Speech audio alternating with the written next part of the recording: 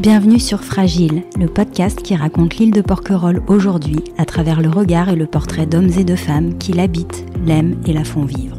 Comment sont-ils arrivés ici ? Comment voient-ils l'île évoluer ? Quel est leur endroit préféré ? Les souvenirs qui les ont marqués ? Écouter les habitants raconter Porquerolles, c'est entrer dans l'intimité de l'île. Lieu d'histoire, d'inspiration artistique, de diversité biologique, de contrastes et de paradoxes. Un endroit précieux et fragile. Je suis Ingrid Blanchard et je reçois aujourd'hui Ivrit Vali. Bonjour Ivrit, merci de m'accueillir chez toi, auprès des palmiers et de m'accorder un peu de temps au cœur de l'été alors que la saison touristique bat son plein. Tu as 21 ans, tu as passé une grande partie de ton enfance à Porquerolles. Le sport occupe une place importante dans ta vie. Tu es une voileuse, comme on dit, tu pratiques le kitesurf, tu as une licence en STAPS, tu as beaucoup voyagé. Mais on reviendra sur le sujet du sport et des voyages. Pour commencer, est-ce que tu pourrais me dire où tu es née, où tu as grandi et qu'est-ce qui t'a amenée à Porquerolles ? Alors, bonjour Ingrid.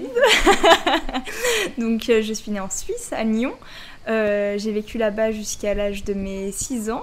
Mes parents étaient encore ensemble et se sont séparés. Et le nouvel amoureux de ma maman habitait à Porquerolles. Et il a eu l'idée de nous amener tous ensemble à Porquerolles. Donc ma mère a trimballé ses 2 gamins sur le dos et elle nous a apportés ici. Elle a suivi complètement son nouvel amoureux qui nous a amenés ici, quoi. Et je pense que c'est la plus jolie chose qui nous soit arrivée dans ma vie.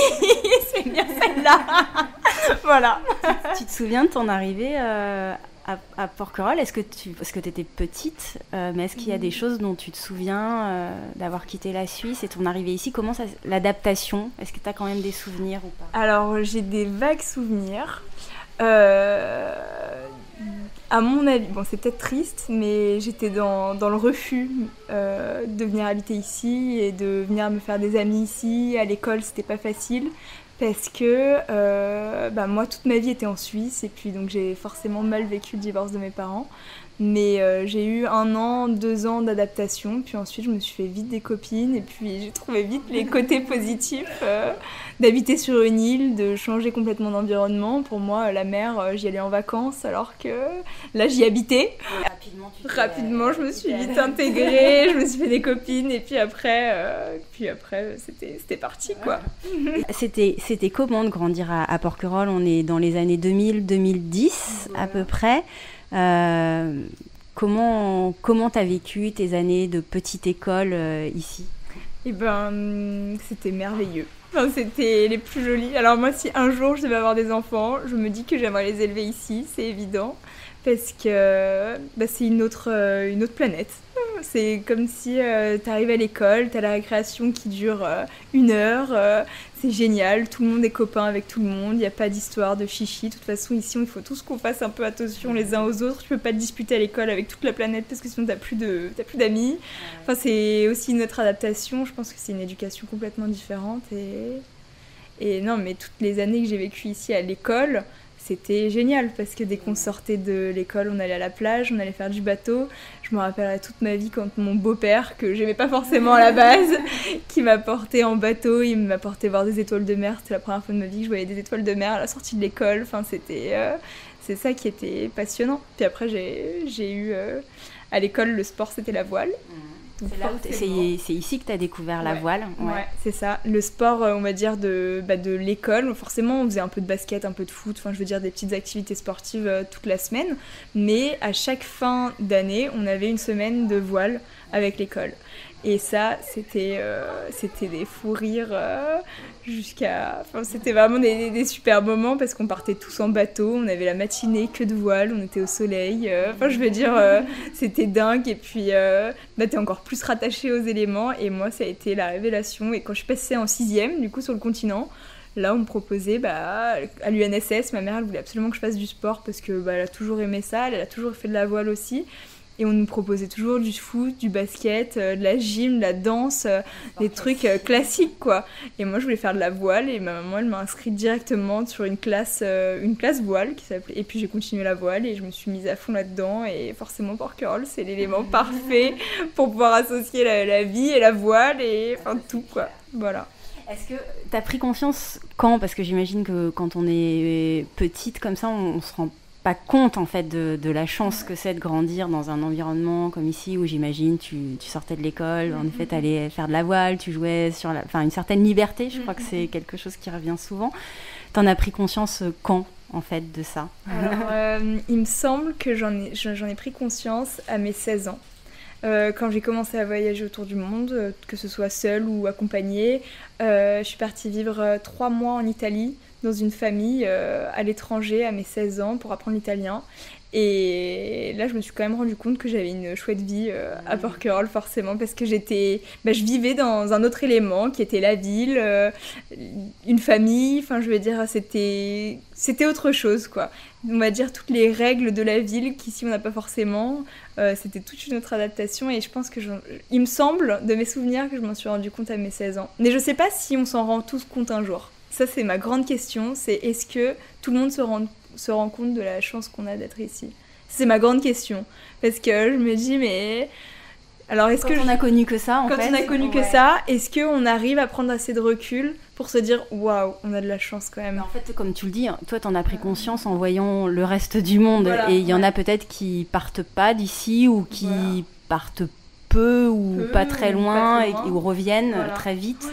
Et du coup, ne saisissent pas cette... Moi, c'est toujours été... Voilà, ma question, c'était est-ce que tout le monde se rend compte de la chance qu'on a, de se dire aujourd'hui, je rentre chez moi, on va tous manger chez les uns chez les autres. Ah, il me manque un œuf, je vais chez mon voisin.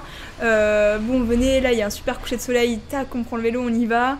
Et puis juste cette espèce de solidarité qu'il y a entre tout le monde.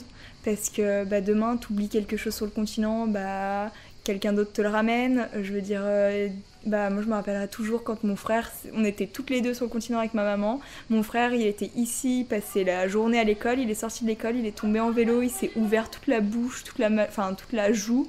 Et en fait, on est rentrés. Et il était déjà soigné, il était déjà... tout allait bien, il était juste à la maison et puis il nous attendait. Et puis maman, sur le coup, elle a dit « Mais qu'est-ce qui t'est arrivé? C'est pas possible !» Alors on n'était même pas au courant, mais tout le monde, c'est quelqu'un avait géré l'histoire, quoi. Donc, alors que de l'autre côté, ça je m'en suis rendu compte en Italie, ou même ailleurs, je veux dire même quand je vivais en Suisse. Et puis j'y suis quand même retournée beaucoup en Suisse, j'y allais toutes les 2 semaines pour voir mon papa. Donc tous les 2 week-ends j'allais chez mon papa, donc forcément j'ai gardé un lien quand même avec des copines. Et puis la différence de mentalité qui est très bien là-bas et qui est très bien ici, enfin je veux dire il y a des bons côtés et des mauvais côtés partout, mais je veux dire là-bas tu vas te faire mal ou tu vas avoir un problème, on va pas réagir de la même façon qu'ici. C'est con, mais dans un immeuble, tu vas pas forcément connaître ton voisin de palier comme ici tu connais le voisin de la rue d'en face, quoi. ou à l'autre bout de l'île, quoi. Tu vas pas du tout le connaître de la même façon. Donc moi, c'était ça qui m'avait plus marqué. Après, je m'en suis rendu compte, vers 16 ans, quand tu commences à grandir, quand tu commences à te dire avoir autre chose, et puis à te dire que ça y est, il faut que tu t'envoles, t'es plus forcément avec tes parents, il faut que tu commences à construire ta vie.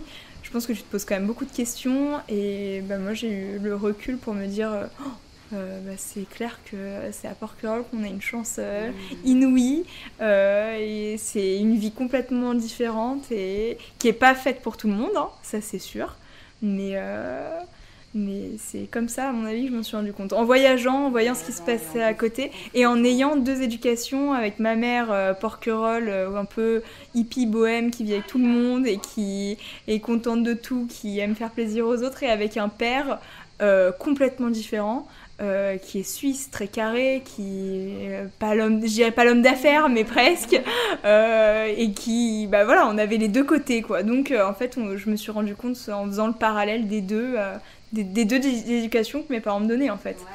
Alors, tu parles des voyages qui t'ont vraiment fait prendre conscience de ça, mais avant ça, le passage de l'école primaire au collège, donc ça veut dire traverser.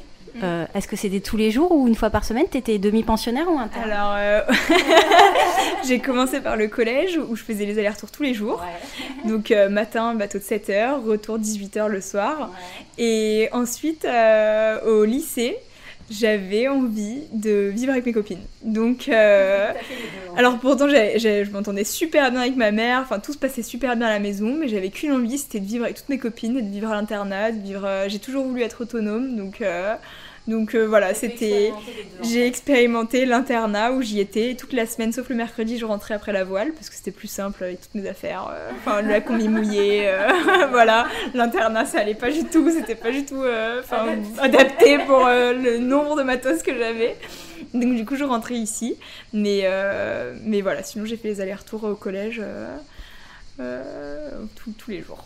Et quand tu arrives au collège, est-ce que s'adapter à de l'autre côté, se faire des nouveaux amis, est-ce que tu restais avec tes amis porquerolais ou est-ce que très vite tu t'es fondu un petit peu dans la masse? Alors il me semble que notre rentrée, donc j'étais avec Swan, le fils de Sabine. Lui c'était pas mon meilleur copain, mais je veux dire c'était Swan, je le connaissais depuis que j'étais petite, enfin voilà, on allait au collège ensemble, c'était naturel. Donc là on était dans la même classe, sur le coup on était tout le temps ensemble et après on s'est vite fait des copains copines à gauche à droite. Et aujourd'hui, je me rends compte quand même que c'était un choc. Enfin, je veux dire, peut-être qu'on n'a pas tous pareil le même ressenti, mais tu passes quand même d'une vie où tout est rose à paf, la réalité. Donc des horaires imposés, des sports classiques, des comportements complètement différents, pas forcément de la solidarité, de la méchanceté. Enfin, je veux dire, toutes les petites choses que ici tu peux pas forcément te permettre de faire quand t'es à l'école ici. De faire des coups méchants derrière les uns les autres, c'est des choses qu'ici tu vas pas forcément faire. Enfin, je veux dire, forcément. Alors, je sais pas s'il y a une corrélation avec l'âge, parce que c'est possible, l'entrée au collège, l'adolescence, ou si c'est vraiment moi qui me dis, Porquerolles, tout était rose, et paf, tu rentres sur le continent, c'est complètement différent, c'est autre chose en fait.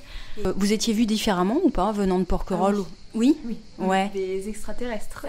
Moi, je crois que. Vous posez des questions? C'était bienveillant ou c'était. Non, c'était bienveillant, c'était tout le monde, c'était waouh, c'est rigolo, comment tu fais, et le bateau, et là il pleut, mais tu dors où Donc c'est drôle parce qu'il y a aussi quand même. Ouais, ça suscite la curiosité, et puis après, moi je sais que j'avais toujours mes copines qui me disaient, si tu loupes le bateau, mes parents viennent te chercher, et puis tu dors à la maison, donc ça aussi, je veux dire, j'étais pas la chouchoute, mais c'était.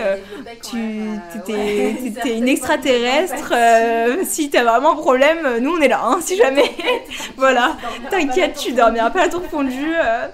Donc forcément, tout le monde était un peu curieux, tout ça, mais moi je sais que on avait aussi, je pense, des comportements qui étaient très proches de la nature, très liés à la nature, et là-bas pas forcément. Donc enfin moi je sais qu'on m'appelait presque Toupou quoi.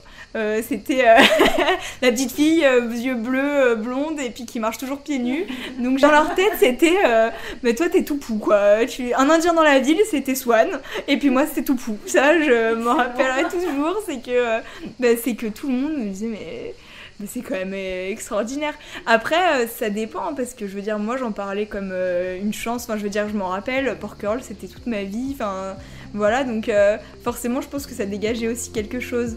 Il y a d'autres personnes qui l'ont pas du tout vécu comme ça, enfin je veux dire, qui ont des différentes attaches à Porquerolles. Moi j'en avais beaucoup, donc forcément ça... je dégageais aussi mon amour pour Porquerolles, je pense. Donc de la curiosité, qui se disent mais c'est quand même atypique quoi, ouais voilà. Et aujourd'hui du coup t'en es où de tes études? Alors aujourd'hui donc j'ai fait une licence STAPS là, donc je l'ai faite en 4 ans parce que j'ai fait un an de césure en tour du monde, il y a un an du coup. Et puis là donc je me suis dirigée vers une branche sportive. J'ai fait beaucoup d'entraînement sportif dans la voile, et moi ce qui me passionne, mais je pense que c'est aussi de mon passé et de tout le divorce qui a pris une ampleur monstre, et puis toute mon histoire on va dire, et puis cette vie à Porquerolles qui m'a apporté plein de choses, mais je m'intéresse beaucoup au côté psychologique des personnes, et particulièrement aux athlètes aujourd'hui, puisque je suis branchée dans le sport, voilà. Donc là je suis malheureusement je suis sur une liste d'attente pour une entrée dans une école en préparation mentale. Je suis 2e sur 300 dossier, mais je croise les doigts pour pouvoir rentrer avant septembre dans cette école. Sinon, je vais repartir pour un nouveau projet. Donc là, ce serait la transatlantique, donc traverser l'Atlantique à la voile, en attendant l'année prochaine que je recandidate dans cette école. Mais donc, j'aimerais... L'un ou l'autre, c'est bien. Ouais. Dans tous les cas, c'est des bonnes... Ouais, voilà, c'est ce que je me dis.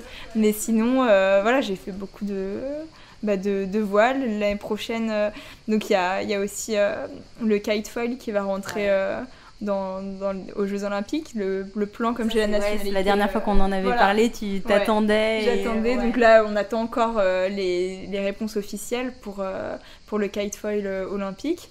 Après, forcément, j'ai des rêves et je me dis, bon, ça pourrait être rigolo, ça pourrait être une chouette aventure, mais qui pourrait se concrétiser là à partir de septembre en devenant membre d'une équipe suisse dans le kitefoil. Parce que du côté français, c'est juste pas possible parce qu'il y a trop de monde.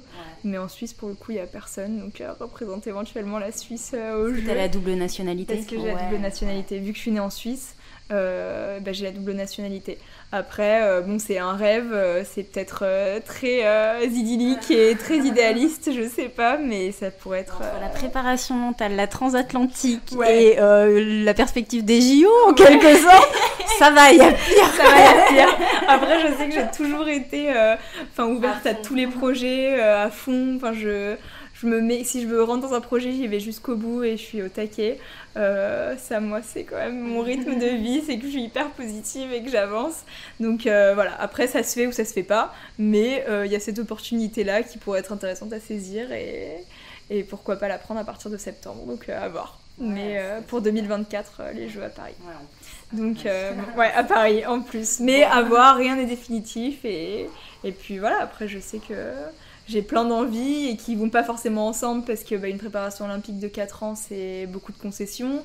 Est-ce que j'ai envie de les faire, est-ce que j'ai pas envie de les faire, à côté de ça j'ai des projets professionnels aussi qui me tiennent à cœur, mais tout est chouette, je sais que dans tous les cas tout se passe bien. Il ne peut pas y avoir de regrets. Donc s'il y en a un qui exactement, et puis tant mieux, je fonctionne quand même vachement à l'instant, donc je me dis voilà, le mieux sera fait, à mon avis.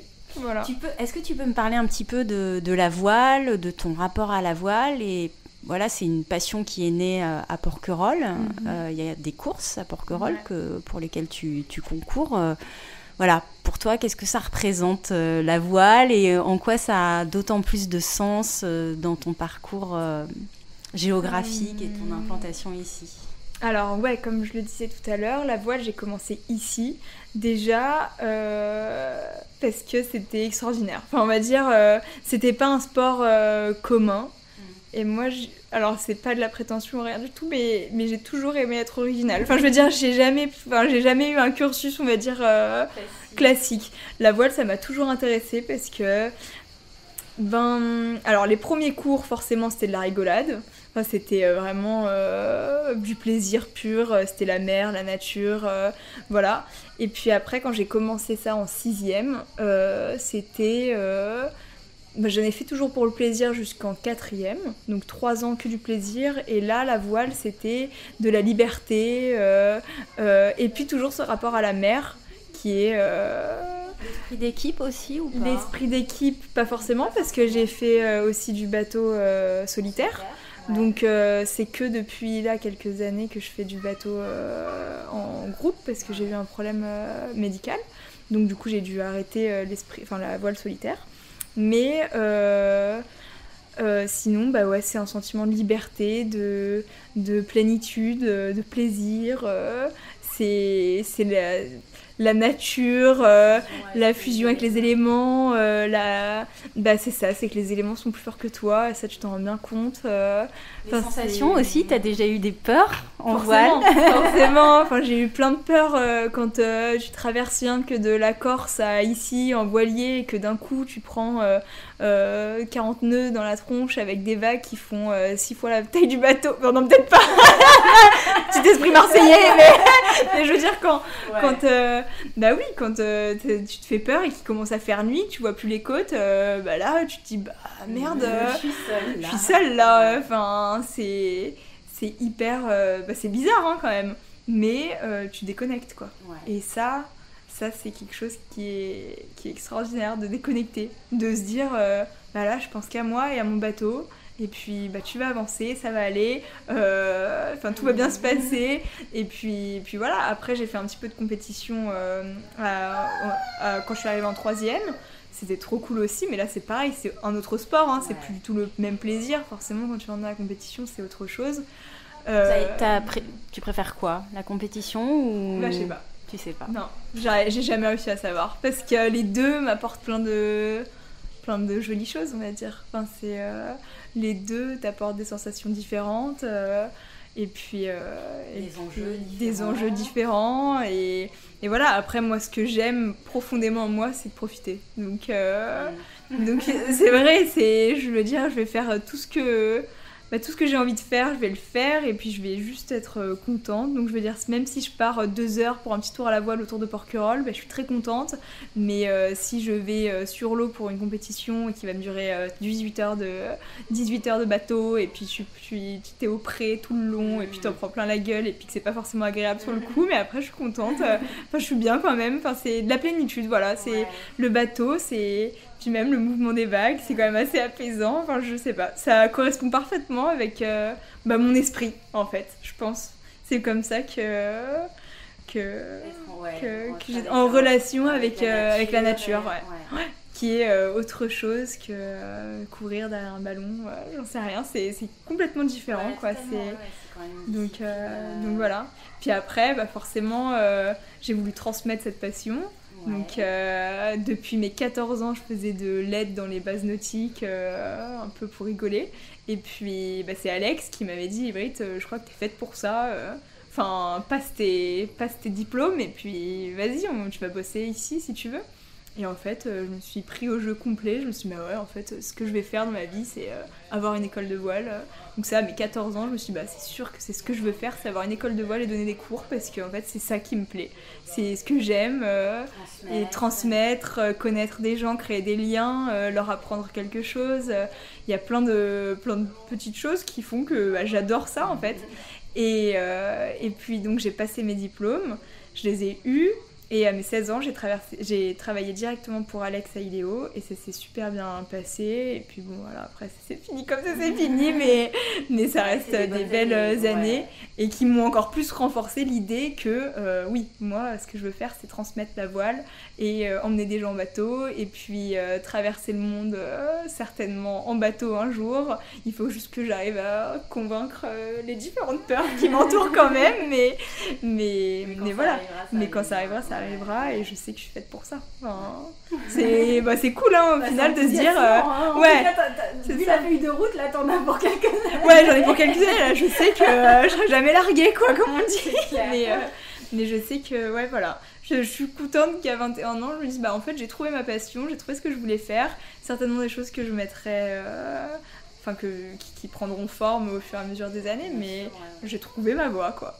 Et je pense que c'est Porquerolles qui m'a aidée à trouver ça, parce que si j'avais eu une enfance en Suisse classique, je veux dire certainement que je serais danseuse, peut-être professionnelle, j'en sais rien, mais je serais danseuse ou nageuse. J'avais fait beaucoup de natation quand j'étais petite, mais c'est les trucs qui s'élancent des montagnes. Oui, voilà, du base jump, ou des trucs peut-être skieuse, ça c'est possible aussi. Mais bon, voilà, c'est que quand je suis arrivée ici, c'était la voile, c'était la mer, et c'est un élément qui m'a passionnée.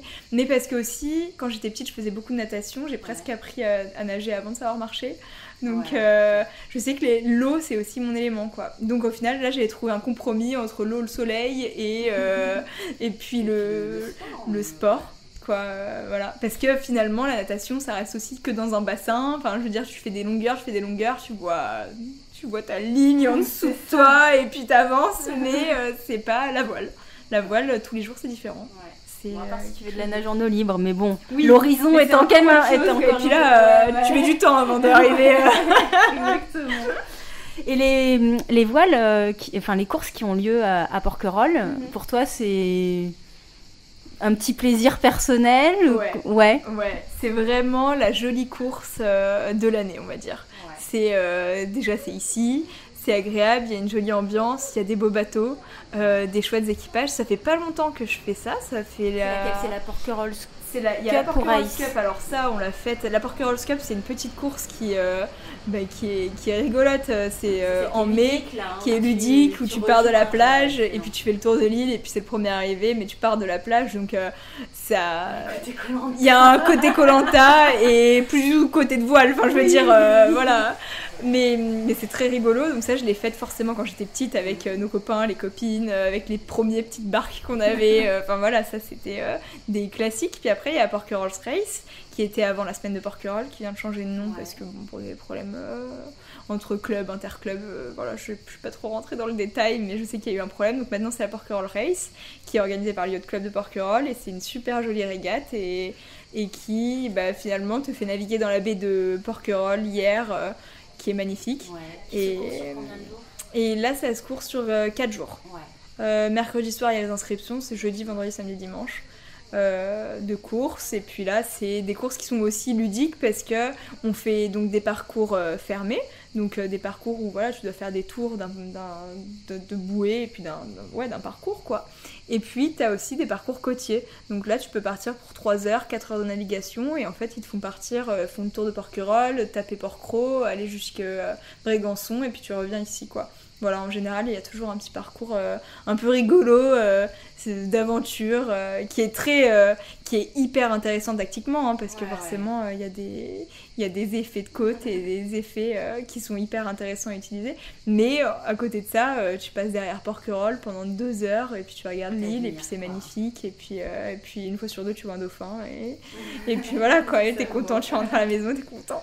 Donc voilà. Puis après, c'est aussi rigolo d'être sur un événement où tout est autour du village, enfin je veux dire où on est tous finalement tous les équipages dorment ici, enfin il y a aussi une espèce de cohésion dans le mais ça va avec l'esprit de Porquerolles parce qu'on est tous ensemble cloisonnés sur une île quoi. Voilà. T'as une autre passion, c'est les voyages. Alors quand tu parles de l'île avec autant d'amour, on pourrait se dire bon, elle va être super casanière, elle va jamais quitter son caillou et tout ça. Et en fait, Ivry, elle est toujours parmi ses parents. Alors c'est quoi ce goût? Il te vient d'où ce goût des voyages? Alors ce goût du voyage, d'où est-ce qu'il me vient? Mon beau-père est capitaine sur les bateaux. Donc on a commencé à voyager avec lui parce que forcément ma mère voulait le rejoindre un peu à chaque fois où est-ce qu'il était, enfin là où il était. Donc on partait à chaque fois le rejoindre, souvent en Méditerranée. Donc on a commencé à voyager comme ça. Donc on est arrivé à Porquerolles, mon beau-père travaillait à l'IGESA, donc il faisait juste les navettes entre la Tour Fondue et Porquerolles. Et ensuite, juste après, il a trouvé un poste sur un bateau. Et le propriétaire du bateau était libanais. Donc du coup on est parti, lui il était souvent au Liban, un peu en Turquie, enfin en tout cas dans la Méditerranée, donc pendant 6 mois de l'année il n'était pas là. Donc maman voulait quand même le rejoindre régulièrement, donc hop, elle nous mettait dans son sac à dos, et puis paf, on partait pendant des heures de train, de bus, d'avion, enfin bon voilà. Mais à la fin, on rejoignait Franck sur le bateau et c'était trop cool. Et puis une fois sur deux, le patron n'était pas là, donc en accord avec le patron, on pouvait venir sur le bateau pour profiter de Franck et puis pour qu'il profite de sa famille, voilà. Et donc on a commencé à voyager comme ça. Avant ça, on voyageait beaucoup avec mon papa, il nous a toujours un peu amenés à droite à gauche, mais c'était plutôt casanier, on va dire. C'était l'hôtel à tel endroit sur la même plage, et puis pour lui c'était des vraies vacances. Voilà, les vacances typiques du mec qui travaille, comme j'ai dit, qui toute l'année, qui a envie d'être tranquille 15 jours, et là c'est ses vacances, voilà. Donc là on a toujours un peu voyagé à droite à gauche avec mon papa, mais c'était jamais comme ce qu'on a fait avec ma mère, qui était route totale. C'était là, on part sur un bateau, on part en sac à dos, on sait pas où on dort ce soir on dormira sur le Corsica Ferry, on n'a pas de siège, ça sera par terre ou à la Belle Étoile, mais on y va quoi. Et donc voilà, et puis donc on a voyagé dans toute la Méditerranée, on a fait un super joli voyage en Australie tous ensemble avant mes 18 ans. Donc avec mon petit frère aussi, ma mère et mon beau-père. Donc en fait je pense que les voyages viennent du fait que mon beau-père était capitaine sur les bateaux et qu'on l'a à chaque fois rejoint pendant des saisons et des saisons à droite à gauche. Ensuite moi j'ai adoré voyager, découvrir d'autres choses, le fait de bouger tout le temps, et puis arriver dans un pays, on a 15 jours, il fallait voir plein de choses, maman qui est hyper sportive et qui aime bien voir plein de choses, elle nous trimballait partout, et puis pour elle, les enfants, c'était pas... Elle a une éducation des enfants qui est, ils suivent quoi. Enfin, je veux dire, je vais pas faire toute ma vie en fonction de toi qui a besoin de faire une sieste, tu feras ta sieste sur la plage s'il faut, mais je veux dire, tu suivras. Donc là, au niveau de la capacité d'adaptation, je pense qu'on était au max. Ouais, voilà. Mais c'est d'ailleurs, c'est hyper formateur. Hein. Je pense qu'on suit, et exactement, alors que on a tendance à penser, je trouve qu'il y a beaucoup de parents qui vont très couver les enfants, qui vont tout faire en fonction de l'enfant, alors qu'à la fin, voilà, c'est l'heure de la sieste, je peux pas venir manger chez vous parce qu'il y a les enfants, je veux dire, et à un moment donné, les enfants, justement, ils ont, c'est ce que j'ai vu en cours, mais ils ont une capacité d'adaptation qui est énorme par rapport aux adultes, on va dire. Donc, maman, dans sa tête, c'était, ils suivront de toute façon. Donc, forcément, elle nous a fait vivre des choses qui étaient rigolotes. Surtout, je pense qu'elle a dû vous transmettre une certaine forme de liberté et tu dis, j'ai l'impression que ton leitmotiv, c'est vraiment de profiter de la vie. Ouais. Ça devient... de maman. Ouais. Mais aussi certainement de son caractère, qui est, elle, très... elle avance, elle est contente de plein de choses. Elle va jamais se plaindre, elle est heureuse. Et c'est une personne qui est profondément heureuse. Je veux dire, qui est bien. Et je pense qu'autour de moi, j'en connais pas beaucoup. Des personnes. C'est une chance d'avoir grandi avec une maman comme ça, parce que je pense que ça déteint de façon très positive. Ouais. En tout cas, ça se voit parce que tu rayonnes. Mais alors, du coup, tu parles super loin, mais tu reviens toujours ici. Je reviens toujours là. Mais c'est ça qui est extra, c'est qu'aujourd'hui, quand je dis moi j'habite à Porquerolles, je sais que c'est ici que je vais habiter, tout le monde me dit mais Ivrite, t'as jamais rien vu. Quand même, il faudrait que tu. C'est pas possible de savoir déjà à ton âge que tu vas y habiter à Porquerolles toute ta vie. Et puis, si, parce que finalement, j'ai fait, dernièrement, mon dernier voyage, c'était le Chili, la Bolivie. Mais sinon, l'Australie, le Mexique, Bali, les Maldives, je veux dire, le Liban, on a passé des mois là-bas, la Turquie aussi, l'Italie, toute la Méditerranée, on l'a faite, on peut pas te dire que t'as rien vu. Alors, non, mais je veux dire, comment tu peux t'imaginer tes 60 prochaines années à Porquerolles. Souvent, on me le dit, mais comment t'arrives à savoir que c'est là, quoi. Et puis, aujourd'hui, j'ai l'impression que c'est plus un port d'attache pour toi. C'est-à-dire que c'est l'endroit où tu reviens. Je reviens, mais je pense quand même que c'est ici que j'ai envie de faire ma vie. Parce que c'est un chouette endroit, parce que je sais comment ça fonctionne, en fait. Je sais que c'est... moi, en tout cas, je l'ai vécu comme ça, mais comme une chance, comme... c'est ça, cet esprit d'équipe, de solidarité, de bonheur, en fait. Parce que, en fait, beaucoup de gens, en tout cas tous les gens qu'on a côtoyés ici, étaient heureux. Donc, et ça, c'est pas forcément quelque chose que tu vas retrouver sur le continent. C'est quelque chose qui est complètement différent. Sur le continent, les gens vont être stressés. Et puis, il y a cette espèce de cadre... moi je vois, je sais pas comment l'expliquer, mais c'est très carré, c'est autre chose le continent. C'est une autre way of life, quoi. C'est ici, tu vas prendre ton pique-nique et puis tu y vas, tu vas faire ton pique-nique, tu vas te baigner et puis t'es mouillé toute la journée, c'est pas grave, quoi. Je veux dire. Tu devances la question que je voulais te poser juste après, mais du coup, la vie insulaire pour toi, quelles sont ses caractéristiques ? Qu'est-ce qui fait vraiment la différence entre vivre sur une île, alors Porquerolles ça ressemble peut-être sur certains aspects à d'autres îles, mais voilà, qu'est-ce qui fait selon toi la particularité de la vie insulaire en termes d'espace, de temporalité, de vie en communauté ? Tu l'as déjà évoqué tout à l'heure, tu as parlé de solidarité. Et de vie en communauté, ça c'est clair. Je pense qu'on vit tous d'une manière différente la vie insulaire.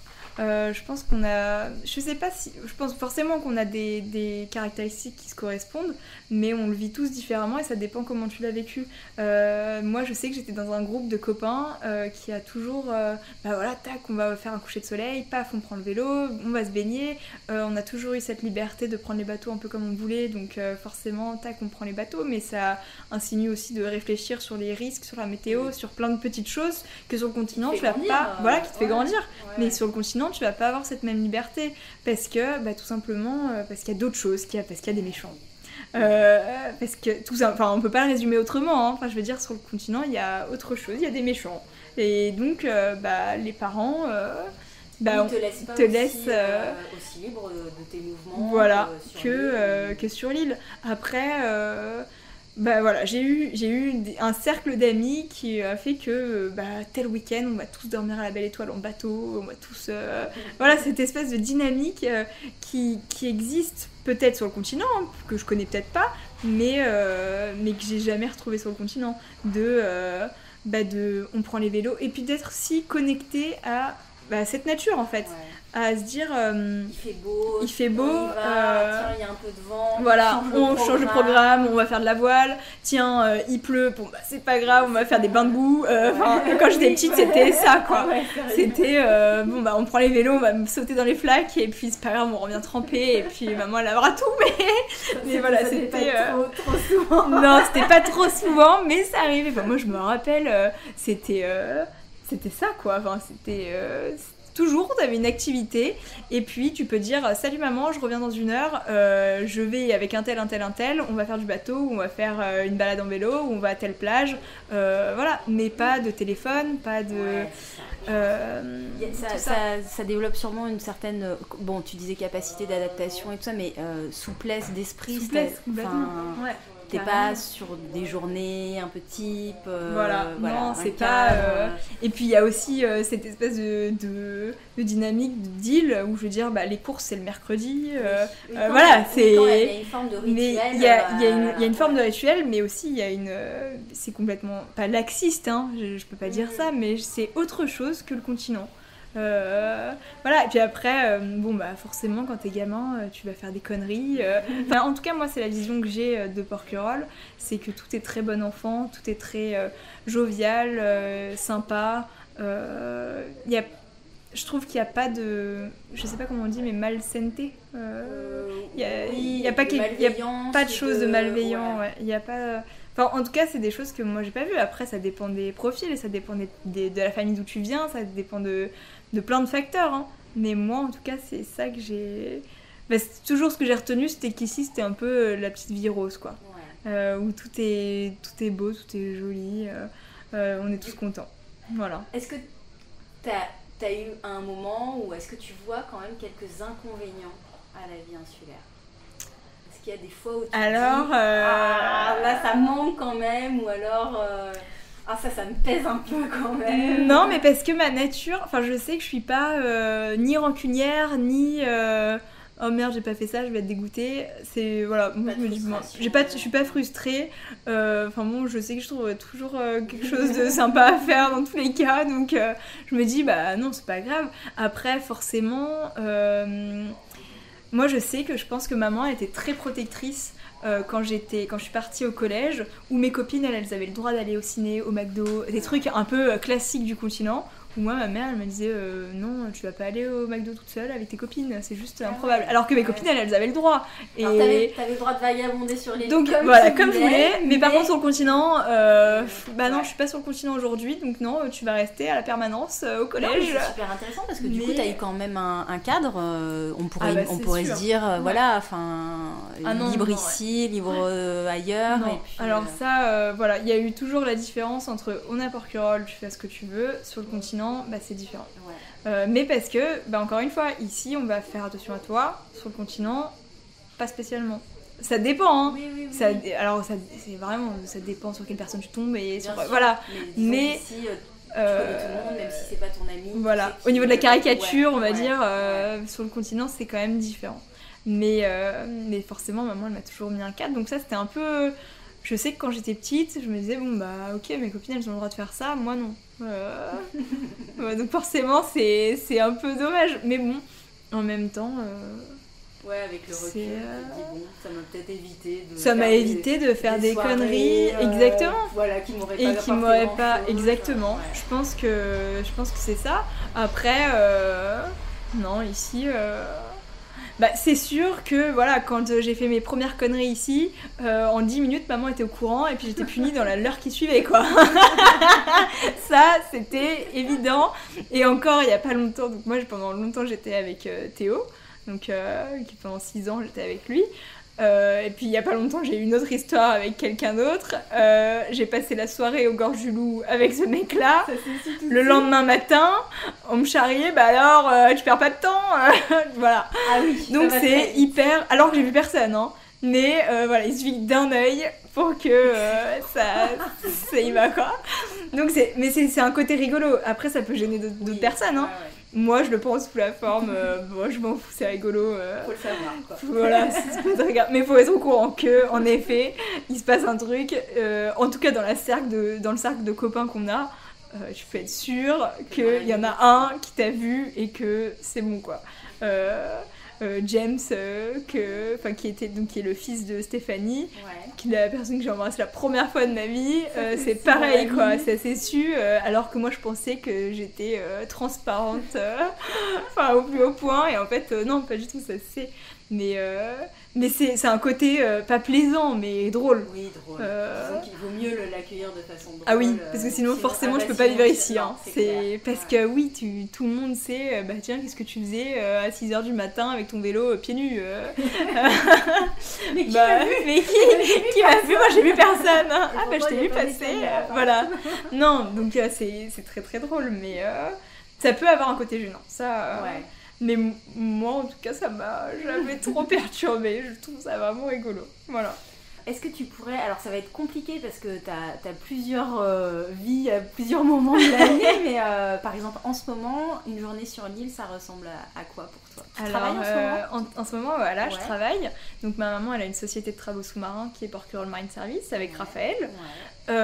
Et puis cette année j'ai décidé de arrêter de donner des cours de voile mais parce que maman partait en Espagne et que ça me plaisait de faire autre chose que des cours de voile pour voir un peu si c'était vraiment ça qui me plaisait. Donc j'ai décidé de bosser avec dans sa société, donc dans les travaux sous-marins. Donc tous les jours on part en bateau, on fait toutes les bouées, tout ce qui est balisage maritime autour de Porquerolles, autour de Port-Cros, un peu sur le continent. C'est nous qui les mettons, mais oui, donc je travaille cet été en tout cas jusque fin septembre à mon avis. Mais sinon une journée de type, bah oui, aujourd'hui là par exemple, je me suis levée, je suis allée chercher du pain, évidemment tu tombes sur 30 personnes, donc t'avais prévu de faire ton petit déj à 9h, finalement tu le feras à 11h parce que la boulangerie est à 50 voilà. mètres, mais t'as eu le temps d'avoir 100 000 personnes, en plus moi je parle beaucoup donc c'est horrible, mais en même temps non, j'adore, hein. Moi j'adore, c'est un de mes plaisirs, enfin pas de mes plaisirs mais je veux dire aller faire un tour au village et d'avoir quelque chose à faire, tu passes par le village et tomber sur 30 personnes, 30 personnes mais tomber sur 2 ou 3 personnes, voilà, non. Pas du tout, au contraire, moi j'adore discuter et puis ce qui est super rigolo c'est que en général les discussions sont assez profondes, je veux dire on va parler d'un sujet intéressant pendant une demi-heure. En général c'est comme ça, je veux dire je rencontre très peu de personnes où c'est salut, ça va, t'as bien dormi, il fait beau, c'est jamais ça. Et moi j'adore discuter, échanger et avoir de nouvelles... d'autres avis, des nouvelles perspectives, je veux dire, j'adore ça, j'adore échanger, c'est un truc qui me passionne. Donc voilà, le matin, on va dire que je me lève, je vais à la boulangerie ou je vais ailleurs, mais en tout cas je tombe forcément sur 2 ou 3 personnes avec qui je discute, ça c'est évident, c'est inévitable. Ensuite arrive midi, c'est bon on fait quoi ce midi ? Ouais, on va aller faire un pique-nique, il fait trop chaud, on va se baigner.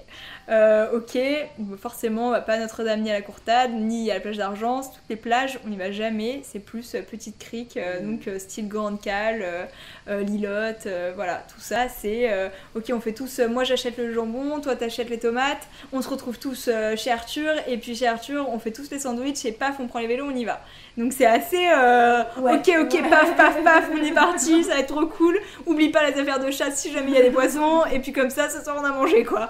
Donc on part, et puis en général bon là-bas c'est tranquille, on se pose, on se baigne, c'est même aussi quelquefois on en rigole, mais on va jouer à des jeux qui je pense sur le continent n'existent même pas, mais style on joue encore faire des ricochets quoi. Alors qu'à mon avis sur le continent tu arrives sur la plage, tu fais des ricochets, et puis tu vas passer l'après-midi à faire ça, tout le monde se dit mais déjà, alors elle sur le continent tu fais ricocher, tu ricoches ouais c'est ça déjà, ça c'est sûr, mais voilà quoi, en fait c'est ça que moi j'adore, c'est qu'on se contente des petites choses de la vie. Et moi, ça, c'est un truc qui me... C'est partie de ta philosophie. Ah ouais, c'est qu'on a besoin de rien en fait pour s'éclater.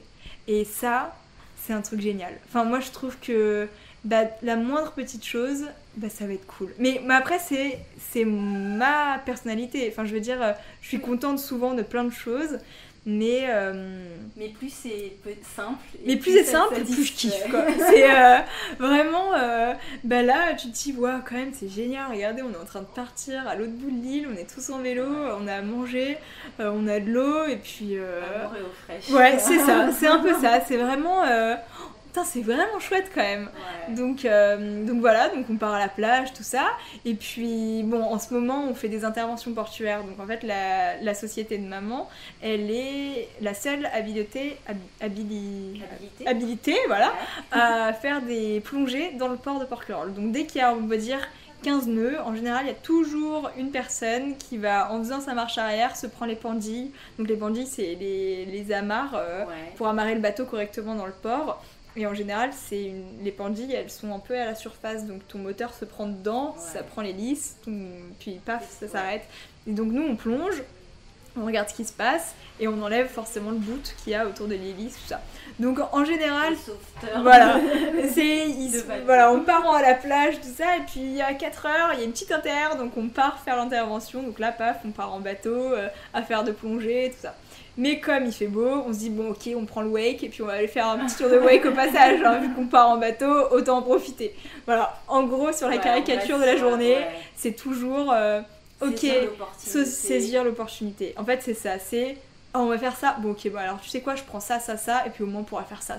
Alors, c'est tout le temps, et puis les journées s'enchaînent un peu comme ça. Moi je trouve un petit groupe là d'amis en ce moment sur l'île. Ouais. Depuis toujours, j'ai toujours eu des petits groupes. Après, souvent je changeais un peu, enfin, puis après j'ai une vie aussi qui est très rythmée, enfin je veux dire, quelquefois, autant je peux prendre des soirées où je vais passer beaucoup de temps avec une personne et ça va être super et je passe un super moment, mais autant je continue, j'avance, je fais un milliard de choses, donc forcément je passe moins de temps avec d'autres personnes, enfin voilà, donc je vagabonde beaucoup moi, et je sais que mon rythme de vie, entre tous mes voyages, entre les opportunités que je saisis, entre les tours de bateau, les régates, les ci, les là, je rencontre plein de monde, et donc voilà, après toutes mes journées sont un peu rythmées avec des personnes différentes, mais j'ai quand même un groupe d'amis ici qui est assez soudé, et puis voilà, mais c'est ça, c'est nos journées se font comme ça, que ce soit l'été ou l'hiver, c'est toujours bon là il pleut, c'est pas grave, on va se faire un film,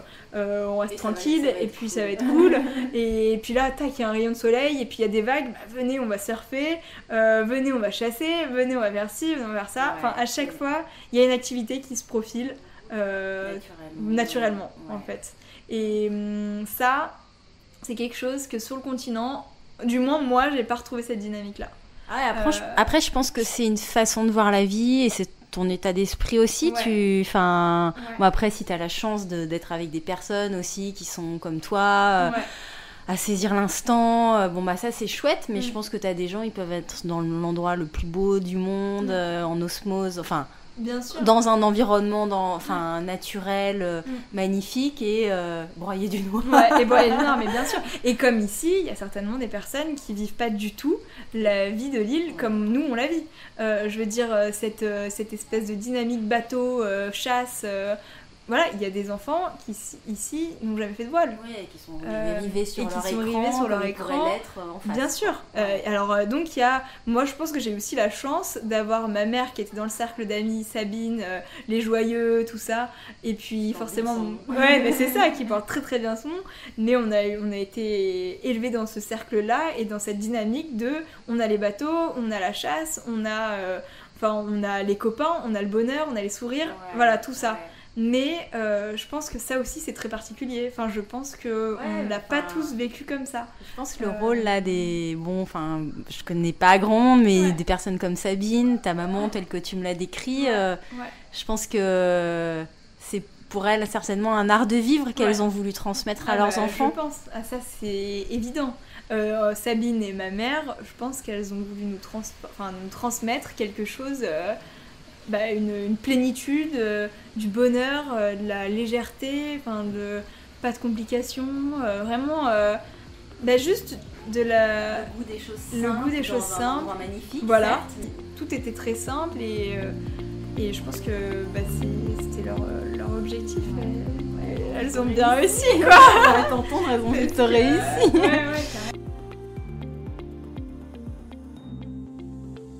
Bon, alors du coup, je vais te poser des questions compliquées parce qu'à t'entendre, je suis sûre que tu vas me dire toutes les saisons, tous les lieux sur l'île. Mais voilà, Porquerolles au fil des saisons, quelle est toi la saison que tu préfères Ça dépend. Toutes elles ont un peu leur charme quand même, malgré tout. Même si l'été forcément c'est bondé de touristes et que c'est l'horreur. Je veux dire, finalement, nous, nos journées, presque si tu vas dans les endroits où il n'y a pas de touristes, tu les vois pas. C'est juste que toi, il fait beau pour toi et c'est génial. Mais tu peux te débrouiller. Voilà. Après, la saison super sympa, je pense que c'est juin. Mai-juin. Parce que le beau temps arrive, il commence à y avoir un peu tout le monde, pas dans le jus, mais je veux dire, il y a aussi une dynamique qui se crée, tout est un peu ouvert, tout est chaleureux, accueillant, parce que forcément la saison arrive, l'eau est bonne, il y a toujours des bonnes conditions pour faire plein de trucs sympas dehors. Il n'y a pas la vague de touristes. Il n'y a pas la vague de touristes encore. Ouais. Mais après, voilà, comme je te disais, l'été, nous, on a quand même notre rythme qui est super sympa de partir à gauche à droite. Après, forcément, les touristes... Vous adaptez votre rythme de vie l'été, j'imagine. Alors, on adapte notre rythme de vie, oui.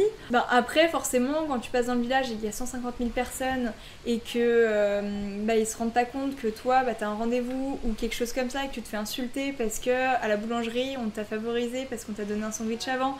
Des trucs comme ça, très cons. Et moi, avant, je prenais ça vraiment à la rigolade en me disant « Mais vous savez, excusez-moi, mais j'habite ici, nanana. » Aujourd'hui, je me rends compte que je deviens de plus en plus...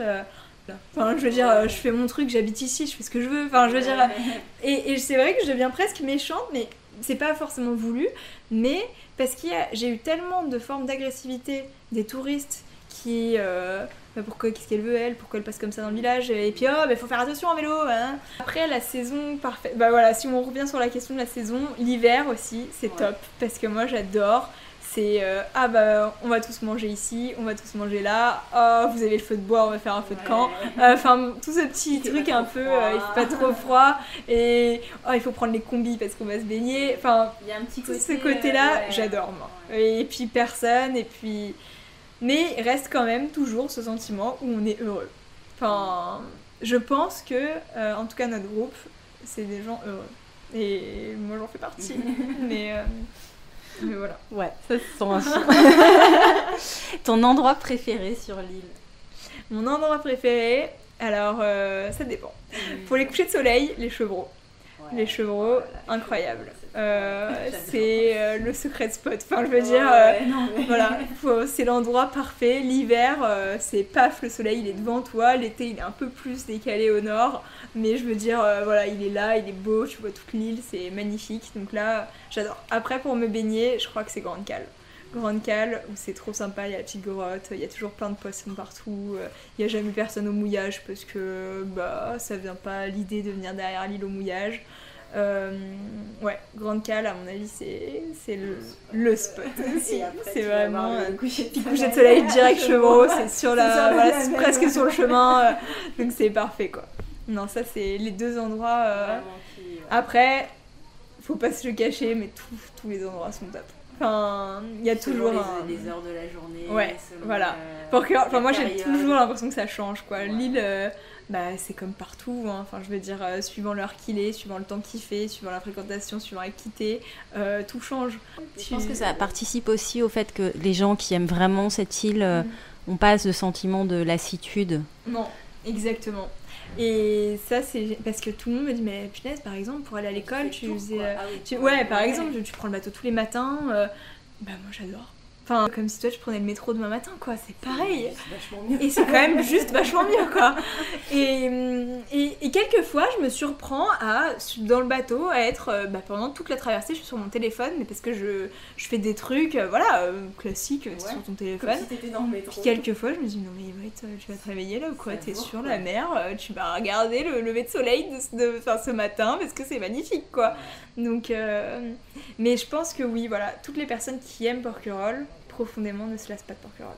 Pour revenir à l'état d'esprit, je pense que c'est être en capacité de s'émerveiller tout le temps en fait. Ouais, et ça c'est un truc typiquement je pense qu'on a, les gens d'ici, ou qu'on n'a pas. Hein. Qu'on n'a pas, ouais. Mais ici, en tout cas pareil, ce cercle de groupe, d'amis, tout ça, moi on me dit souvent que je suis la top level au niveau de l'émerveillement, mais en même temps, mais tout le monde me dit mais c'est incroyable, mais comment je fais pour être autant émerveillée? Mais bon voilà, après c'est une façon d'aimer la vie, et de voir la vie et d'avancer, et heureusement, et c'est une force. Mais voilà, et je pense que ici ce qui est chouette c'est de s'émerveiller et de voir les belles choses qui t'entourent, et de se dire waouh, c'est cool là, tu vas manger le poisson que t'es allé pêcher ce matin, enfin voilà, c'est ancêtres, et puis c'est juste on passe une chouette soirée, c'est super sympa, tu rentres de chez toi, tu prends pas de voiture, je veux dire tu rentres chez toi, c'est joli, tu t'entends le petit duc, c'est tout ça. Mais bon, moi, il y a des soirs où je rentre chez moi et j'entends même plus le petit duc. Il y a des soirs où tu dis c'est chouette, hein. Ouais, voilà. Et ça, moi, je sais que ça m'arrive souvent, où je suis souvent, on part tous faire quelque chose, et puis je dis, c'est trop cool quand même. Hein. Et ça, je sais que c'est pas mon défaut, mais je veux dire, je le dis tout le temps, quoi. Donc voilà, non, ça, c'est l'émerveillement. Je pense faculté que d'enfant, quoi. Ouais, faculté, ouais. La curiosité. Ouais, exactement. Et ça, c'est un truc, une caractéristique d'enfant que j'ai. Ça. Alors, il y en a qui parlent, peut-être que ça va pas du tout te parler, mais il y en a beaucoup qui parlent de la porquerolle authentique. Est-ce que toi, ça te parle? Et si oui, pour toi, ça désigne quoi? Non, je pense que ça me parle pas parce que je suis trop jeune. Je sais pas si je me suis rendu compte il y a quelques années qu'il y avait beaucoup de touristes ici ou si ça l'a toujours été. J'arrive pas à savoir. Après, oui, forcément, tu vois les choses changer, tu vois les choses évoluer. La dernière moi j'ai entendu dire qu'il y ait un projet d'urbanisation de la place. D'assembler un peu toutes les terrasses, que toutes les terrasses soient pareilles. Un projet d'urbanisation. Et là, je me suis dit, non mais là, les gars, ça va pas ou quoi? Et bon, après, il y a des gens qui disent, si, ça pourrait être très joli, ça pourrait être très accueillant, ça pourrait être très sympa. Et par exemple, ça, c'est des choses que j'entends, des projets que j'entends, ça peut être des briques qui courent ou des choses vraies, j'en sais rien, et je t'avoue que j'ai pas eu la curiosité d'aller me renseigner. T'avais vu ou pas l'expo qui avait visionnaire et donc il y avait justement, ce que tu décris, alors je pense que c'est sûrement pas ça, mais alors je pense que il y a des personnes qui aimeraient que Porquerolles se transforme comme ça, mais parce qu'il y a un intérêt financier et économique derrière. Après, je sais que sur ces cartes, qu'il fallait à un moment donné dire ce que toi tu voulais, c'était à la maison du parc, ce que tu pensais de l'île. Le rêve pour moi, ce serait manger bio, vivre en communauté, vivre tout gentil, qu'il n'y ait plus cette espèce de notion d'argent, on fait du fric, qui me plaît pas forcément, qui est très intéressant. Enfin, je veux dire, ça constitue Porquerolles aussi, hein, malgré tout, cette espèce de touriste. Enfin, moi, qui ai un projet de basse voile, tu peux pas cracher dans la soupe non plus. Voilà, donc, exactement. Mais je veux dire, j'aimerais bien bien que qu'il y ait une limitation par exemple, qu'il y ait des choses qui soient faites par rapport aux touristes, je veux dire qu'on accueille différemment ou que voilà, mais je vois qu'au fur et à mesure des saisons ça change, qu'il y a des nouveaux projets, que moi ce qui m'avait le plus marqué c'était par exemple les caméras de surveillance. Il y a 5 ans, avant il n'y avait jamais eu de caméras de surveillance à Porquerolles. Du jour au lendemain, on a eu les caméras de surveillance. Enfin, c'est très... Et puis t'en as partout. Enfin, il y en a quelques-unes. Oui, il y en a quelques-unes. Alors qu'avant, il n'y en avait jamais eu. Il y a un autre truc qui m'avait marqué, c'était la place sur les jeux de la place d'enfants. Avant, il n'y avait pas de barrière autour. C'est récent, c'est très récent, cette histoire. Mais voilà, c'est toutes des petites choses comme ça où il y a une évolution, où tu vois qu'en fait, finalement, de plus en plus, on est en train de se conformer à la société. C'est dommage parce que finalement, on vivait très bien avant. Enfin, je veux dire, sans ni les caméras, ni les jeux pour enfants bien sécurisés, sans des projets d'urbanisation. Mais bon, en même temps, aujourd'hui, à mon échelle, moi, je vois même pas ce que je peux faire, quoi. Contre cette espèce d'influx, de masse touristique qui arrive ici. Enfin, je veux dire, je peux rien faire.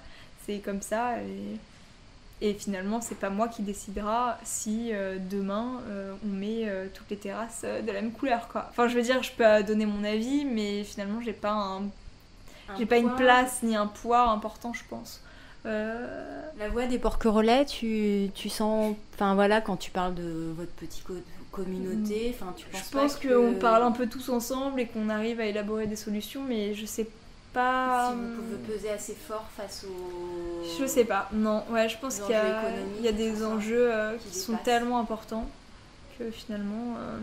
Mais en même temps, tout le monde trouve un peu son compte dans l'histoire, hein. Enfin, personne crache... Je veux dire...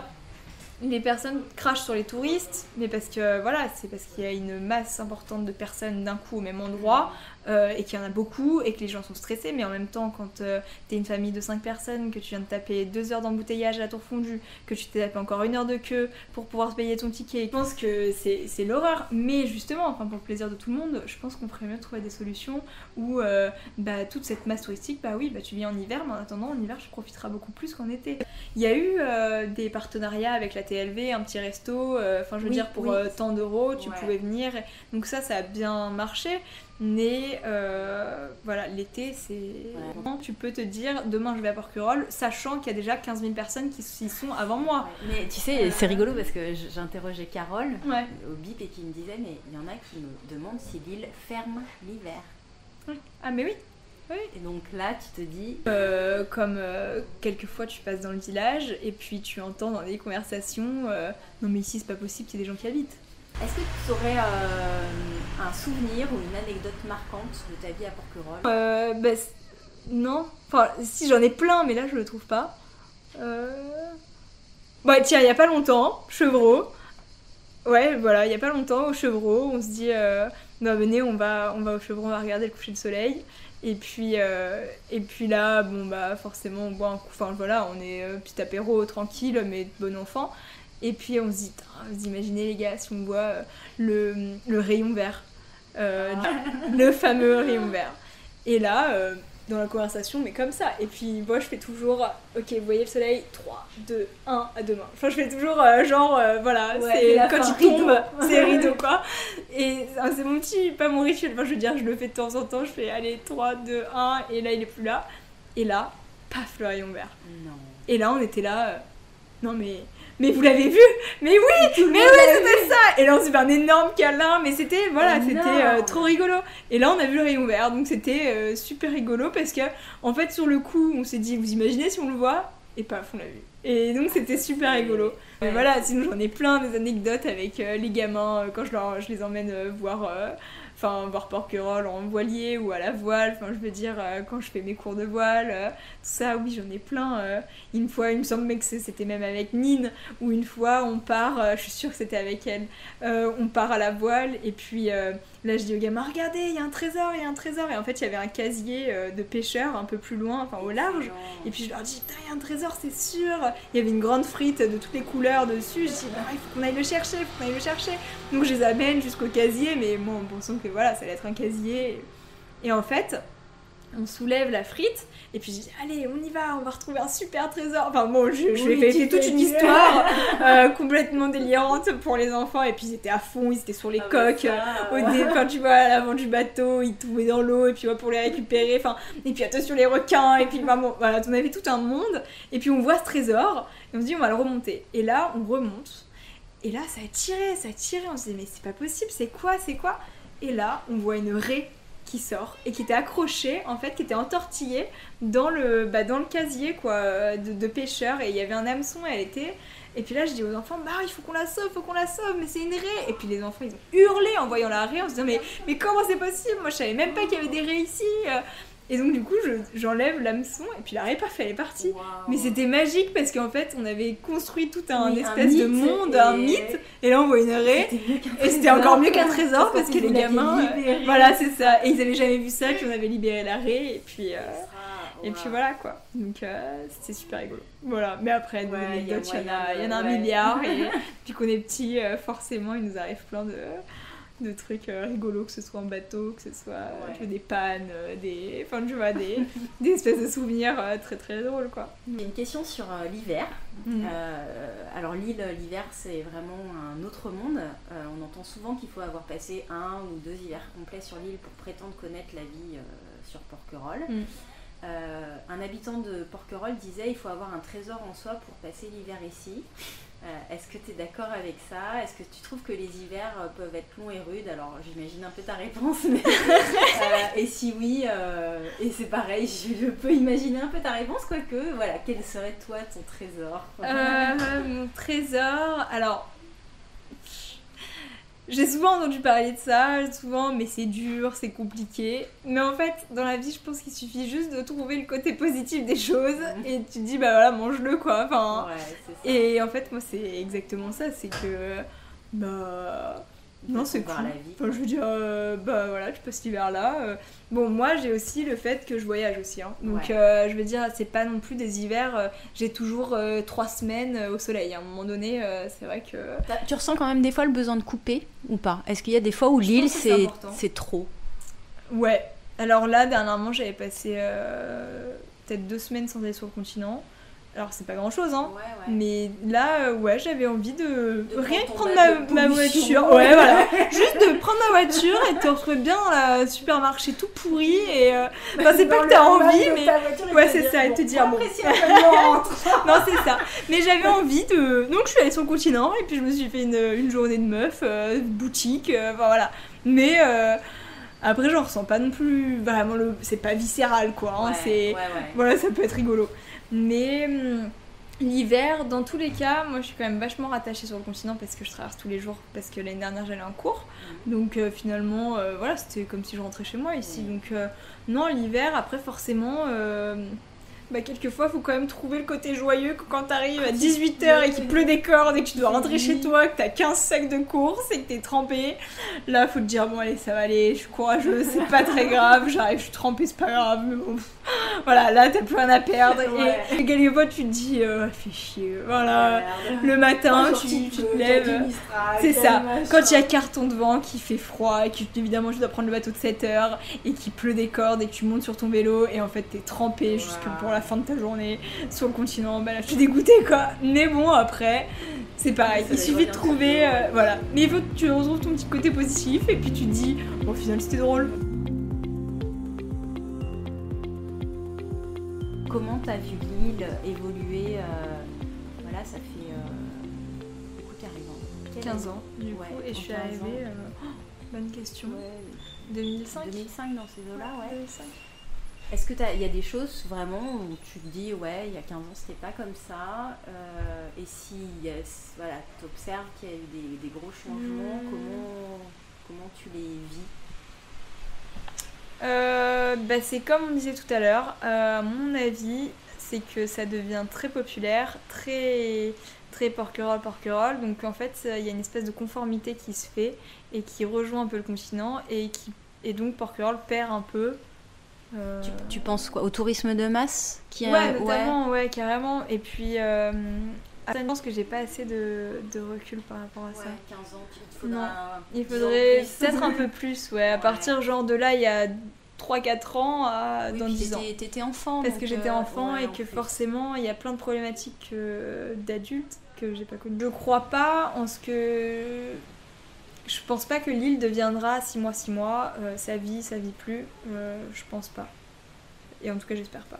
Parce par contre, tu vois, pour reparler de l'école, j'ai lu que, je pense, à ton époque, il devait y avoir une 40aine d'enfants, et là, il y en a 16, 15-16.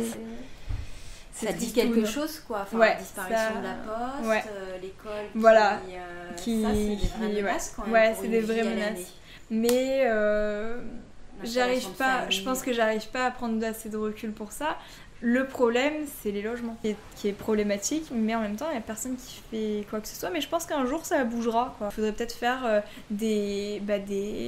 une politique de chambre froide, enfin pas de chambre froide, mais de lit froid, on appelle ça en Italie. Je sais pas si ça se dit comme ça en français, mais c'est en gros, tu achètes à la montagne dans une super station, pour qu'elle soit aussi habitée l'été ou l'hiver, c'est que toi, tu prends ta maison, par contre, tu as l'obligation d'accueillir une famille chez toi. D'accord. Oui, c'est un bon concept. Voilà, voilà, les places au port, c'est une catastrophe, les HLM, c'est une catastrophe. Enfin, je veux dire, tu te mets sur une liste, tu sais que t'en as pour 15 ans, enfin, tu vois, ça marche pas. Donc là, ton seul moyen, c'est de louer soit un truc comme ça, pour un truc de fou, ou d'acheter. Concrètement, quand t'as 18 ans et que toi, t'as vécu toute ta vie à Porquerolles, et que en fait tu peux pas tu peux pas vivre sur le continent, mais au final t'es obligé d'y aller et de vivre sur le continent parce que forcément c'est moins cher. Est-ce que tu vois d'autres enjeux pour l'île? Est-ce qu'il y a d'autres choses qui te touchent et dont tu te dis là c'est important qu'on soit vigilant? L'impact touristique forcément, il faudrait limiter. Plus d'infrastructures pour l'accueil des touristes. Il faut un juste milieu. Soit on accueille autant de personnes, mais par contre il y a des infrastructures pour les accueillir, soit on les accueille plus, quoi. Enfin, je veux dire, il faut à un moment donné. Et donc pour venir un petit peu au sujet, c'est quoi? C'est l'environnement. L'environnement. Ouais, c'est sûr. Si on laisse c'est que. Alors maintenant, je pense qu'il y a. C'est triste, à dire, mais je veux dire, il y a deux clientèles à Porquerolles. Il y a les personnes, on va dire, éduquées, et d'autres qui ne le sont pas. Je pense que Carmignac, ça a facilité, ça une autre clientèle qui va être éduquée, qui va faire attention à l'environnement, et puis il y a aussi beaucoup d'amoureux de la nature qui sont là et qui vont faire attention. Mais je veux dire, il y en a aussi qui viennent pour cette fameuse plage qui a été élue et pour faire la photo selfie, qui sont très contents, ils sont passés, et puis c'est juste une photo dans le téléphone et ils repartent. Je pense que, il y a beaucoup de personnes qui se rendent pas compte que le petit mouchoir que tu as laissé là, et puis surtout qu'il y a 10 000 personnes derrière toi qui font la même chose. Donc forcément l'environnement, moi c'est un truc qui m'exaspère. Les bateaux au mouillage, on n'en parle pas, mais c'est une catastrophe. Et je trouve qu'il n'y a pas assez de contrôle, il n'y a pas... je peux pas cracher sur le parc national, je veux dire, ils font ce qu'ils peuvent faire, à mon avis, et je pense qu'on pourrait trouver des solutions pour faire mieux, pour faire le tri, pour limiter pour faire attention, quoi, pour faire attention à Porquerolles. Mais le truc, c'est qu'il y a trop de touristes, il y a trop de monde d'un coup, et tout le monde est overbooké, tout le monde est la tête dans le guidon, parce que c'est la saison, parce qu'il faut faire des sous, parce que voilà. Et donc en fait ça passe aux oubliettes, quoi. C'est tant mieux s'il y a autant de gens, c'est mieux pour nous, et en fait à la fin tout devient un peu des problèmes un peu c'est un peu tout est égoïste, quoi. Je veux dire, toutes les personnes avancent. Moi c'est ce que je pense, ce que je vois. Tu dois la connaître, je sais pas si Sabine elle t'a partagé cette image que je trouve en fait c'est très simple et c'est très vrai. C'est dans un ascenseur quand c'est limité à 6 personnes, tu montes pas à 8 parce qu'il en va de ta sécurité immédiate, mais exactement. Sur l'île parce que c'est pas visible tout de suite, et tu laisses faire. Et moi c'est ce que je pense. Je pense que comme ça se voit pas, les seuls qui peuvent en prendre conscience, c'est ceux qui font les plages. Donc moi je le faisais aussi pendant longtemps avec maman, avec la société de RAF, tout ça, phare. On a fait souvent ça. Là tu t'en prends conscience, mais je pense que comme tout le monde a un peu la tête dans le guidon et que ça ne te touche pas personnellement, tu vois pas. Mais ça c'est pareil partout. Tout ça qui font que je pense qu'en effet, tant que ça te touche pas, tout le monde devient très égoïste à la fin, et que tant que ça ne te touche pas personnellement, personne ne fera rien. Est-ce comme que tu vois des solutions? Ou est-ce que... Il y en a plein. Il y en a plein, il suffit juste de vouloir. D'avoir l'envie de de pas être égoïste. Et de penser à plus tard, de penser aussi à toi, parce que finalement dans 5 ans ou dans 10 ans, à tes enfants, parce qu'il y a des gens qui font des enfants mais qui ne changent pas forcément... Voilà. Alors moi je veux dire, j'arrêterai pas de faire des enfants. Je veux dire, j'aurai des enfants, je le sais, et c'est à la mode de se dire maintenant de pas faire d'enfants pour la planète, tout ça. Bon, moi c'est quelque chose que je ne ferai pas, je ferai des enfants, je le sais. Mais je ferai des choses pour la planète pour le coup. Et j'ai toujours voulu, mais ici je pense que... Du coup ça passe pour toi par de la sensibilisation? Ça peut passer par la sensibilisation, par la limitation, par de l'envie de gagner moins forcément. mais ça c'est impossible. Voilà, ils sont pas prêts à céder pour ça, mais c'est comme ça dans le monde entier. Enfin, je veux dire, c'est très bizarre, mais oui, en effet, il y a plein de solutions, et je pense qu'il suffit juste de mettre un peu tous un peu de nous-mêmes, d'avoir des envies, de vouloir avancer et de faire des choses, de limiter un peu ton confort, mais pour celui des autres ou des générations futures, mais ça, non. C'est pas possible. Voilà, exactement. Parce que tout le monde est capable de partager les horribles vidéos sur Facebook, tout ça. Mais en attendant, est-ce que chez toi tu fais le tri ? Est-ce que chez toi tu fais, tu ramasses un déchet quand tu vas te balader ? Voilà, tous des petits trucs. Est-ce que tu arrêtes d'acheter des trucs suremballés ? Je veux dire, est-ce que tu as encore du plastique à la maison ? Voilà, enfin, tu vois. Tes courses, tu sors, t'as... Mais regarde, rien que les bouteilles. Mais oui. Je veux dire, moi par jour, je bois 4 litres d'eau. Ici, l'eau, elle est pas potable. Enfin, le robinet, elle est dégueulasse. Donc forcément, t'es obligé d'acheter des bouteilles d'eau. Mais t'imagines le gâchis. Enfin, c'est aberrant. Donc voilà, enfin, c'est comme l'eau de tes toilettes. C'est de l'eau potable à la base. C'est incroyable. Enfin, tu vois, maman, c'est plein de petites choses hein, comme ça. Mais bon, voilà. C'est comme... voilà quoi. Ouais, j'ai 2 dernières questions, Ivrit. Pour toi, quelle est ta définition du porquerolais ? Du porquerolais ? Bah alors, bonne question, tiens. Je peux dire que j'ai des réponses variées. Hein. C'est vrai ? Ah ouais. C'est délicat, enfin c'est délicat. T'as plusieurs porquerolais alors. Enfin, t'as le mec qui profite forcément du tourisme et qui fait juste son business, voilà. T'as les gens très attachés, porquerolais au plus profond d'eux et qui se sentent bien ici et qui ont plus ou moins la même vision que moi de la vie et de la vie ici. Je pense que t'es porquerolais quand tu fais vivre quelque chose, quand tu vis quelque chose et que tu fais quelque chose pour Porquerolles, que t'es intégré, que t'amènes des bonnes ou des mauvaises choses, mais que t'amènes quelque chose, quoi. Après, non, être ancré ici de génération en génération, c'est pas du tout... Il y a peut-être quand même une notion d'habiter sur l'île à l'année ou une partie de l'année. Alors ça, pour le coup, voilà, je dirais pas Porquerolles si t'as une résidence secondaire et que tu viens là 15 jours. Voilà. Ça, je peux pas. Non, c'est pas possible. Tu peux... Moi, je pense que voilà, ceux qui sont Porquerolles sont des personnes qui habitent ici toute l'année et qui savent pertinemment tout ce qui se passe sur une île toute la saison. Enfin, toute l'année. Mais après, je pense que tu peux te considérer comme Porquerolles à partir du moment où tu es en attache, où tu as quelque chose pour cette île et que voilà, tu as un point de chute et que tu contribues comme toi par exemple, qui a des... Non mais c'est vrai, finalement, qui a des projets et qui essaye de... que tu es amoureuse de Porquerolles, quoi. Non mais c'est vrai, alors que le mec qui a certes une résidence secondaire ici, mais qui vient juste tremper ses pieds en octobre et en avril et puis quelques jours en été... Je le considérerais pas comme un Porquerolles, même s'il a une maison. Mais je veux dire, toi qui est hyper impliqué, qui transmet plein de choses aux enfants, qui vous êtes à fond pour venir ici, vous voulez faire des choses. Enfin, je veux dire, tu vois, tu fais quelque chose d'hyper intéressant, mais c'est vrai, hein. Et c'est pour ça que je te disais que t'étais extraordinaire, parce que je trouve que c'est des gens comme ça qu'il faut à Porquerolles. Pas des gens qui viennent juste pour... parce que c'est Porquerolles, parce qu'ils ont acheté un truc ici. Enfin, voilà. Je pense que c'est à partir du moment où tu es impliqué à la vie porquerolles, que tu t'intéresses, que tu vas voir un peu partout ce qui se passe et que, tu vois, mais c'est... intégré, quoi. C'est sûr. En évoquant Porquerolles, on parle d'écrins, joyeux de la Méditerranée, de la perle des îles d'or, toutes les images un peu clichés. Un peu à la façon d'un portrait chinois, quel serait selon toi l'objet ou l'image la plus évocatrice de Porquerolles ? Alors là, je fais un peu appel à ton imaginaire. À l'imaginaire. Quand tu pars loin, voilà, qu'est-ce qui te rappelle, ou voilà, Porquerolles pour toi, même si c'est quelque chose de... moi, c'est le bonheur, quoi. C'est sûr.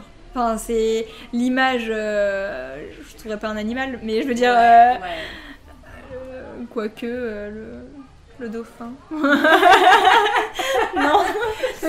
Non, mais moi, c'est ça, c'est le bonheur, l'amour. L'amour et le bonheur. Enfin, c'est... Et la nature. Mais c'est juste ça, quoi, qui me... Mais sinon... Mais je pense que j'ai plus de... Je peux considérer Porquerolles comme une image, style bonheur, mais parce que j'y ai vécu. Enfin, je veux dire... Oui, toi, c'est ta vision du bonheur, tu sais que c'est là. Tu peux, je vais dire, tu vas n'importe où, dans un joli endroit, un joli coucher de soleil, tu vas dire que c'est beau. Après, il suffit qu'il y ait une histoire. Voilà, la beauté et le bonheur, je veux dire, et la sensibilité, c'est différent. Je pense que il faut qu'il y ait une histoire pour pouvoir donner une image comme ça, on va dire. Il faut que tu aies vécu un peu à Porquerolles, qu'il y ait un souvenir, qu'il y ait une sensation rattachée. Enfin, je veux dire, parce qu'en effet, tu arrives comme ça, touriste lambda, tu dis c'est très beau. Mais oui, le sentiment de joie profonde, de bonheur, bon, si tu peux la ressentir, mais de façon fugace. Voilà, c'est très furtif, quoi. Ouais. Alors que là, te dire, je suis à l'autre bout du monde, dans un truc, je sais que j'ai mon port d'attache. Ouais. Mais moi, c'est l'amour, le bonheur et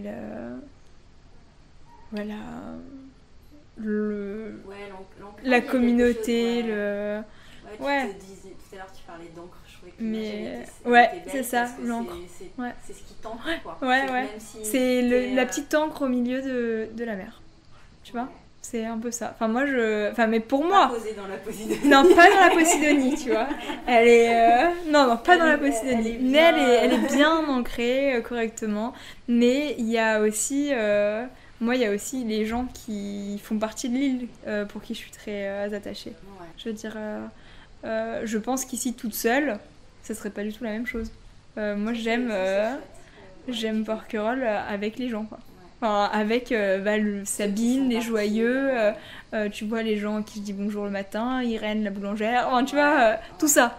Ça constitue Porquerolles. Tout seul, ça serait beau. Mais ça serait pas du bonheur. Enfin, tu vois ce que je veux dire ? Voilà. Parce que s'il n'y avait pas tout ça, ça serait différent encore. Alors, grandir ici, aller à l'école. C'est magique, quoi. C'est la magie, on peut dire ça comme de la magie, alors. Le bonheur, la communauté, de la magie. J'aime bien, voilà, il y a plein de petits de l'ancrage. Avec soi aussi. Ouais. Moi, pour le coup, c'est mon équilibre, quoi. Ça, je le sais. Parce que ça va tout à fait avec ma façon de penser. D'être gentille, de voir le monde rose, mais en même temps, tu sais que tout ne l'est pas. Parce que tu es raisonné, parce que tu réfléchis, mais je sais que ça va très bien avec ma façon de penser. La nature, la simplicité. Voilà, donc je pense que c'est pour ça aussi que je suis très rattachée à Porquerolles, parce que finalement, c'est pas mon mini-moi, mais c'est mon équilibre, quoi. Voilà. On termine sur ça. Merci à toi. Merci à Ivryt pour son témoignage solaire et sa joie communicative. Pour retrouver toutes les notes de l'épisode, rendez-vous sur fragileporquerolles.com. Si ce n'est pas déjà fait, vous pouvez toujours vous abonner au podcast Fragile sur Apple Podcasts, Deezer, Spotify ou toute autre plateforme d'écoute. Cela vous permettra d'être notifié des nouveaux épisodes tous les 15 jours. Et si cet épisode vous a plu, surtout n'hésitez pas à en parler autour de vous. Pour les détenteurs d'iPhone, si vous voulez apporter un vrai coup de pouce au podcast, laissez un avis 5 étoiles sur Apple Podcast avec un petit commentaire. C'est la meilleure manière de le soutenir et ça me fait toujours très plaisir de vous lire. On se retrouve très vite. À bientôt.